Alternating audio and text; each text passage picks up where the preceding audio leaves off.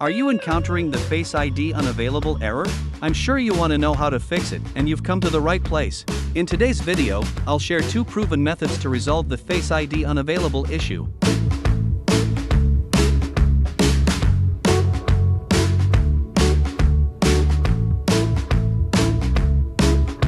Method 1. Fix iPhone by factory settings. If you encounter the Face ID unavailable issue, a factory reset can be an effective method to resolve it. Note that this process will erase all data and settings on your device, so it is crucial to back up your essential media files and important data beforehand to avoid permanent loss.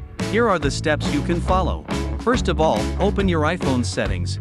Next, go to General, then click Transfer or Reset iPhone. And now, click Erase all content and settings. The reset process will start.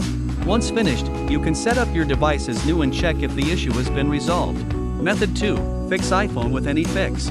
It's possible to resolve the Face ID unavailable error by fixing iOS system issues. That's where AnyFix iOS system recovery comes in to help. You can use this powerful tool to fix system issues and ultimately activate the Face ID. It is a one-stop solution with the highest success rate for almost all your iOS-related issues. The best thing? It doesn't require any technical knowledge. Due to its user-friendly interface, it is accessible to everyone. Step 1. Once AnyFix is installed, connect your iPhone to your PC or Mac. Launch it and select System Repair Mode. Step 2. Now, AnyFix will start to detect your device. Once completed, choose the issue type and click the Start Now button.